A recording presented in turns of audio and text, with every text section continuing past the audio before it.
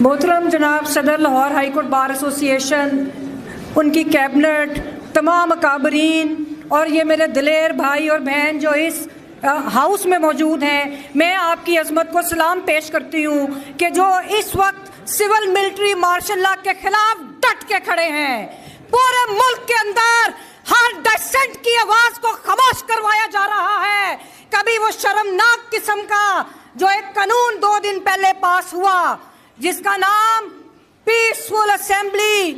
और peaceful assembly act 2024 है कि जिसमें पाकिस्तान के आईन में दी गई बुनियादी आजादियों और आपके फ्रीडम ऑफ एक्सप्रेशन को खामोश कराने के लिए उन सियासी जमातों ने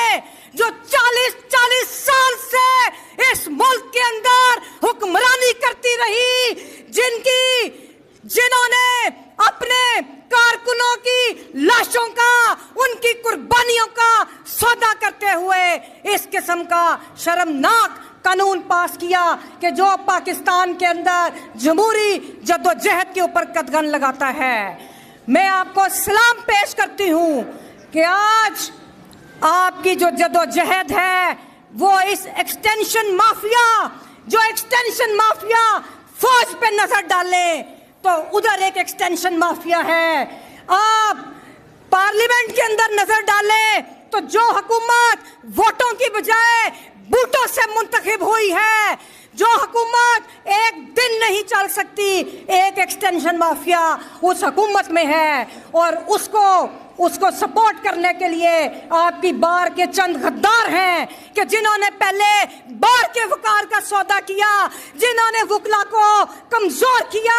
उसके बाद उन्होंने सियासी जमातों को भी, मैं फिर कहती हूं उन सियासी जमातों को कि ये काली भेड़े तुम लोगों को इस काबिल नहीं उन्होंने छोड़ा कि कभी तुम वापस पब्लिक में आओ। इसी तरह एक एक्सटेंशन माफिया आपको सुप्रीम कोर्ट में भी नजर आता है।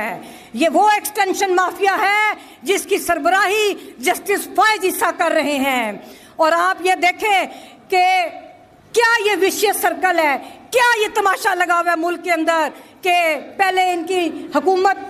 बूटों की मदद से बनवाई गई, अब वो हुकूमत जो है उसकी प्रोटेक्शन के लिए सुप्रीम कोर्ट का एक्सटेंशन माफिया मुतहर्रिक है और उसको एक्सटेंशन देने के बाद ये बात करेंगे जर्नैलों की एक्सटेंशन की। और हम वकला कभी यह नहीं होने देंगे, हम अपनी जद्दोजहद को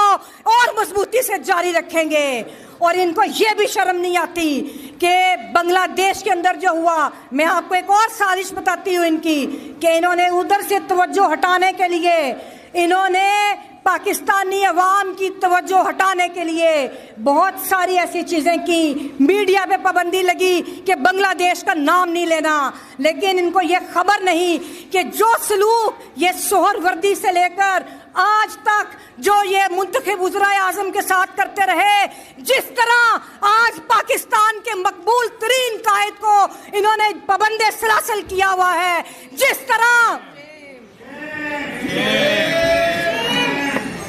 तरह आज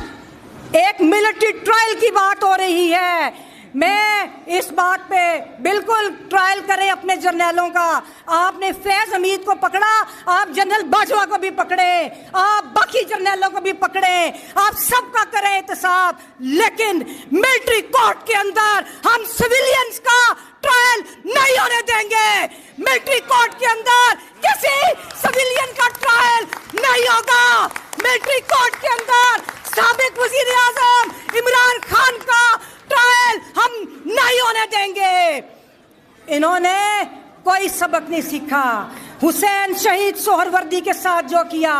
आप लिटरेचर उठा लें, आप किताबें उठा लें, जुल्फ़कार अली भुट्टो के साथ जब जुल्फ़कार अली, एक वाकया मुझे याद आया कि जब उनका अपील का फैसला आना था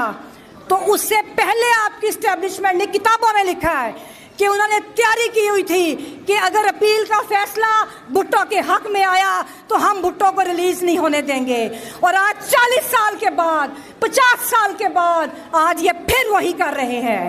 लेकिन एक चीज मैं जरूर कहूंगी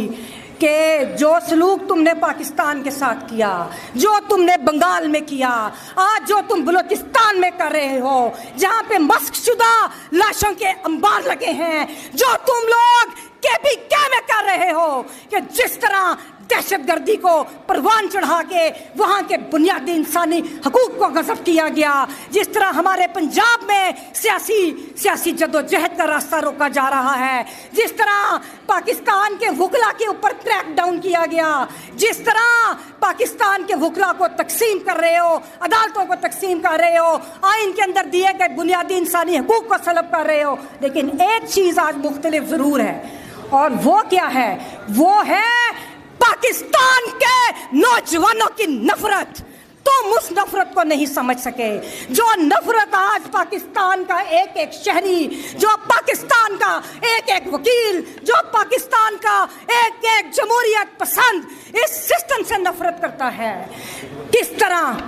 किस तरह इस्लामाबाद हाई कोर्ट के जजेस खड़े हुए तुम्हारी मुदाखलत के खिलाफ, मैं उनको सलाम पेश करती हूँ। जिस तरह लाहौर हाई कोर्ट से रिपोर्ट गई कि हाँ ये लोग, ये एजेंसियाँ हमारे निज़ाम में मुदाखलत करती हैं, जिस तरह पूरे पाकिस्तान की सुपीरियर जुडिशरी में से बाज़मीर और दिलेर जजेस की आवाज़ें उठी, हम उन आवाज़ों को भी रायगान नहीं जाने देंगे। और आखिर में मैं इस हाउस के तवस्सुत से ये मुतालबा करती हूँ कि 15 सितंबर को जमहूरियत आलमी डेमोक्रेसी डे मनाया जाएगा पूरी दुनिया में, और हमारे सर शर्म से झुक गए कि हम किस तरह उस डेमोक्रेसी डे का नाम भी लेंगे। पूरी दुनिया ये कह रही है कि हमने सिविल लिबर्टीज़ को, हमने डेमोक्रेसीज़ को, अपने मुल्क के अंदर नौजवानों के मुस्तकबिल को किस तरह सब हमने स्ट्रेंथन करना है, हमने किस तरह उसकी हिफाजत करनी है, और हमारे मुल्क के अंदर नौजवान, मुल्क खाली होता जा रहा है, यहाँ पे ब्रेन ड्रेन हो रहा है।